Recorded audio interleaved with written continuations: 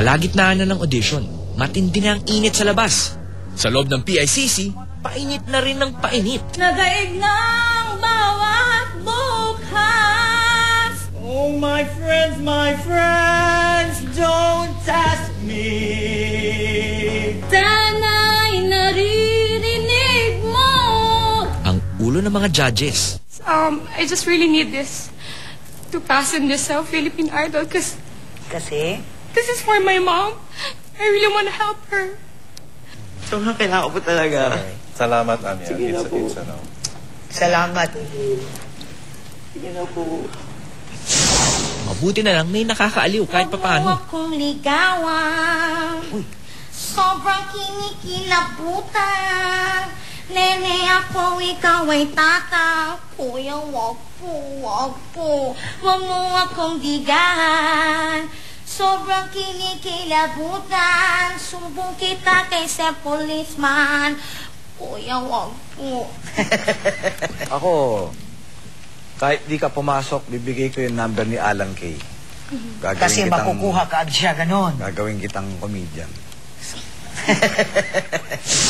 Talaga namang may nakakaaliw kahit sa labas pa lang. Ito po yung trench coat na lucky charm ko in any competition or auditions that I will go enjoy. Swerte kaya ang lucky trench coat mo? Ha, Leonard? Ang kasiyahan ng tunay na pagmamahalan ay mararamdaman lalo na't kung nagsasayawan. Awiting bago ay naghihintay para isayaw mo.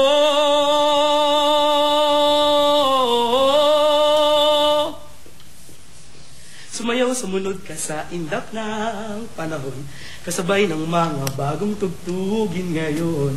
Sumayaw, sumunod ka sa indap ng panahon, makisama, mag-enjoy ka ngayon. Alright, Leonard?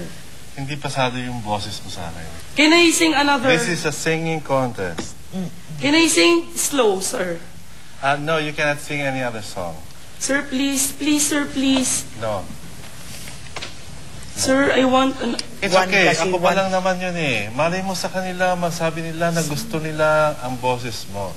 Ako pa lang yun. Ako pa lang yun. Don't worry, Leonard. Ako kasi iniisip ko, Francis, na yung kantang yun, even if I like it, maganda naman, pero parang hindi ba pa? Ma'am, galing pa Parang po ako hindi ng para sa Bulacan. Philippine Idol na maski na may boses siya. Pero dapat kasi pagpasok mo dito, yung kanta mo, where we can hear exactly what your voice can do. Mamita, please give me a chance. Well, you know, Please. actually, Up to it you. doesn't depend on me anymore because she says no. She's I can sing another song. saying no. It's 2 out of 3. That's majority wins. I think you'll have to try again next time. Sir Ryan, please. No. Leonard, it's a no. I'm sorry. You have next year, 2 years, 3 18. years. I have so many It's a no. sacrifices, sir. Yes, everybody has sacrifices. Kanina pa kami dito. Sir, please. I'm sorry, no. Hindi pa ako makapaniwala sa ginawa ko kanina. Bakit? What do you feel was wrong with what you did kanina? Ba't hindi ka nakuha? Come on now. Alright, Leonard. Well, you made it this far. I wanna continue, but then, si Sir Ryan po yung ayaw talaga.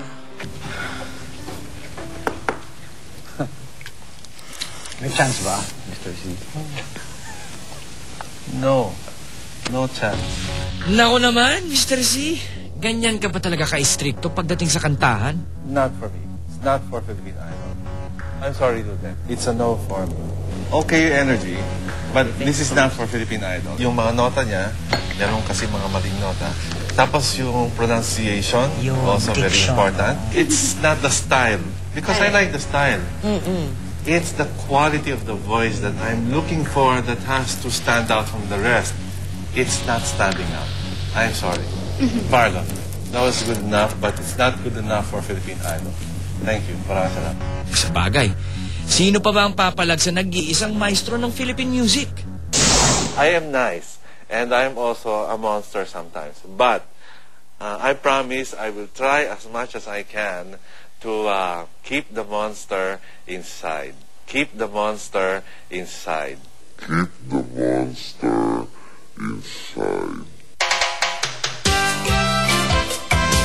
Siya ang kompositor sa likod ng mga di malilimutang awiting nagpakilig, kumiliti at humuli sa puso't panlasa ng bawat Pinoy.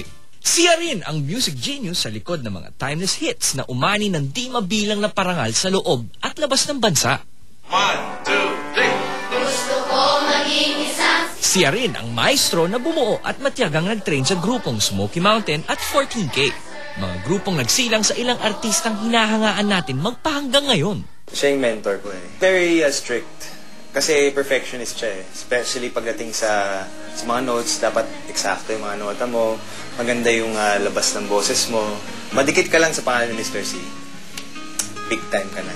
Happy ako at saka proud ako na dumaan ako kay Tito Ryan. Nakasama ako sa grupo niya na Ryan Kebiabas 14K. Ang maganda kay Tito Ryan, hindi lang yung range ng boses mo yung asikasuhin niya, pati tenga. Pag nagbe-basic ng tono si Tito Ryan, talagang stricto siya eh. Susundin mo kasi alam mo na tama at saka alam mo na alam niya yung ginagawa niya. Stricto, metikuloso, iniidolo, at minsan kinakatakutan. Presenting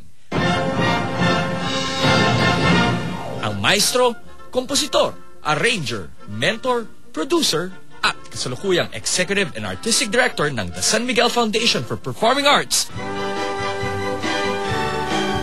si Cipriano Cayabyab, o mas kilala bilang si Mr. C. I'm coming from long years of training. I trained a lot of people and I went to school and I've been doing a lot of music for a long, long time. Mataas ang expectation ko. Hindi pwedeng okay lang siya. Kailangan, pagtayo na niya, star na siya. Isang Philippine Idol. The Philippine Idol embodies everything that is excellent in performance. Yung tinatawag nilang X Factor. Ang effect sa tao niyan, yung parang nadodraw ka niya. Ako, laging yung titingnan ko. Iba. Original. Depende na lang yun sa kanilang attack dun sa kanta. There's a way. Actually, isa lang po yung dahilan na laging gustong-gusto ko po. Yung gusto ko lang makita yung dad ko. Yun lang yung reason sa lahat ng ginagawa ko. Sabi nila, ampon lang daw. Kasi iniisip ko, every time na sa lahat ng auditions, na meron ako sariling gagawin na parang kaya nagiging confident na ako kasi alam ko yung gagawin ko na iba sa kanila. Meron ako na wala sila. Unang-una yung kulay ko siyempre. I'm black. How do I begin to tell you about this friend who's like no other? Ever since the day he walked into my life, he's been more like brother. Every day, every minute, woo, there's a shower of love feel. Something I used to just imagine, I'll tell you now, it's all for real. That's why you shout for joy, sing his praises. I'm sorry. My voice unto the Lord. Shout for joy, sing his praises. Lift my voice unto the Lord. Ready? Sasayaw muna ako. You know, I could have cut you in the middle, but I wanted you to finish that. Yeah. We were enjoying your performance. Yes, you're wonderful. Very enjoyable. Very enjoyable. Usually, yan sinasabi namin, wag kang gagaya. Alam mo, sa totoo lang, iba. Hindi ko masabi na Gary. Pero Gary yung song, pero iba yung pagkabali niya. It's almost near, I was about to say Michael Jackson, pero dapat sana diliwas ka doon. But you know what saved you? The energy and the quality of the voice. Okay siya.